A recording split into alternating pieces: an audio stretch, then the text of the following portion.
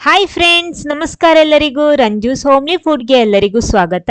ಇವತ್ತೊಂದು ರುಚಿಕರವಾಗಿರುವಂತ ಒಂದು ಹೊಸ ರೆಸಿಪಿ ಜೊತೆ ಬಂದಿದ್ದೀನಿ. ಬನ್ನಿ ನೋಡೋಣ ಏನು ಹೇಗೆ ಮಾಡೋದು ಅಂತೆಲ್ಲ. ಆಮೇಲೆ ನೀವು ಫಸ್ಟ್ ಟೈಮ್ ಈ ಚಾನಲ್ ನೋಡ್ತಿದ್ರೆ ಈ ವಿಡಿಯೋದ ಕೆಳಗಡೆ ಕಾಣುವ ಸಬ್ಸ್ಕ್ರೈಬ್ ಬಟನ್ ಕ್ಲಿಕ್ ಮಾಡಿ ಚಾನಲ್ ಸಬ್ಸ್ಕ್ರೈಬ್ ಮಾಡಿ ಸಪೋರ್ಟ್ ಮಾಡಿ. ಅದರ ಪಕ್ಕದಲ್ಲಿರುವ ಬೆಲ್ ಐಕನ್ ಪ್ರೆಸ್ ಮಾಡಿ ಅದರಲ್ಲಿ ಬರುವ ಆಲ್ ಆಪ್ಷನ್ಗೂ ಕ್ಲಿಕ್ ಮಾಡೋದಕ್ಕೆ ಮರಿಬೇಡಿ. ಮೊದಲೊಂದು ಮಿಕ್ಸಿಂಗ್ ಬೌಲಿಗೆ ನಾನಿಲ್ಲಿ ಅರ್ಧ ಕಪ್ ಅಕ್ಕಿ ಹುಡಿ, 1/4 ಕಪ್ ಗೋಧಿ ಹುಡಿ, ಆಮೇಲೆ ರುಚಿಗೆ ತಕ್ಕಷ್ಟು ಉಪ್ಪು, 1/4 ಕಪ್ ಬೆಲ್ಲ, ತುರಿದಿಟ್ಕೊಂಡಂತಹ ಬೆಲ್ಲ, ಆಮೇಲೆ ಇದಕ್ಕೆ ಸ್ವಲ್ಪ ಅಂದ್ರೆ ಪಿಂಚ್ ಅಷ್ಟೇ ನಾನು ಬೇಕಿಂಗ್ ಸೋಡಾ ಕೂಡ ಹಾಕ್ತಾ ಇದ್ದೀನಿ. ಎಲ್ಲ ಹಾಕ್ಬಿಟ್ಟು ಒಂದ್ಸಲ ಮಿಕ್ಸ್ ಮಾಡ್ಕೊಳ್ಳಿ. ಇದಕ್ಕೆ ಅರ್ಧ ಕಪ್ ಹಾಲು ಸೇರಿಸ್ತಾ ಇದ್ದೀನಿ. ಬೆಲ್ಲ ನಿಮ್ಗೆ ಜಾಸ್ತಿ ಬೇಕಿರೋ ಹಾಕೋಬಹುದು, ಇದು ಮೀಡಿಯಂ ಸ್ವೀಟ್ ಇರುತ್ತೆ ಇಷ್ಟ ಹಾಕಿದ್ರೆ.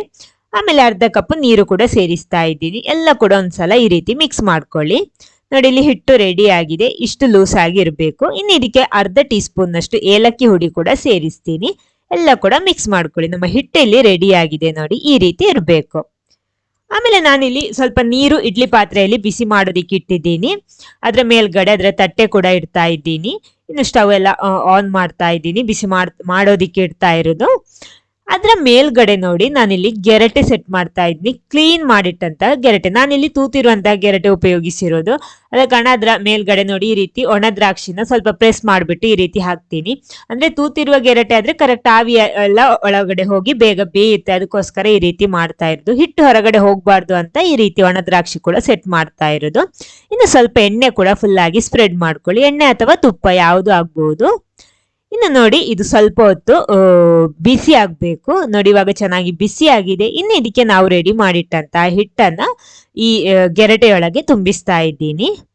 ಇದರ ಮೇಲ್ಗಡೆ ಸ್ವಲ್ಪ ತುಪ್ಪದಲ್ಲಿ ಹುರಿದಿಟ್ಕೊಂಡಂತಹ ಗೋಡಂಬಿ ದ್ರಾಕ್ಷಿ ಕೂಡ ಸೇರಿಸ್ತಾ ಇದ್ದೀನಿ. ಇನ್ನು ಇದರ ಮೇಲ್ಗಡೆ ಸ್ವಲ್ಪ ತುಪ್ಪ ಕೂಡ ಹಾಕ್ತೀನಿ. ನೋಡಿ, ಈ ರೀತಿ ಸ್ವಲ್ಪ ಸಾಕು, ಜಾಸ್ತಿ ಬೇಡ.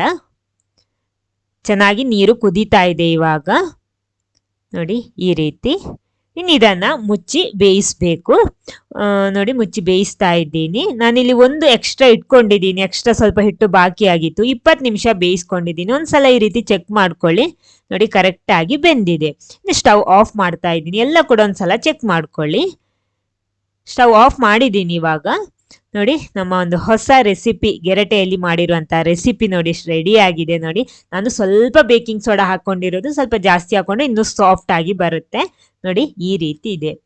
ತುಂಬಾ ರುಚಿಯಾಗಿರುತ್ತೆ. ಬಾಯಲ್ಲಿಟ್ರೆ ಕರಗಿ ಹೋಗುತ್ತೆ. ಈ ವಿಡಿಯೋ ನಿಮ್ಗೆ ಇಷ್ಟ ಆದ್ರೆ ಖಂಡಿತ ಲೈಕ್ ಮಾಡಿ, ಎಲ್ಲರ ಜೊತೆ ಶೇರ್ ಮಾಡೋದಕ್ಕೂ ಮರಿಬೇಡಿ. Okay, thank you.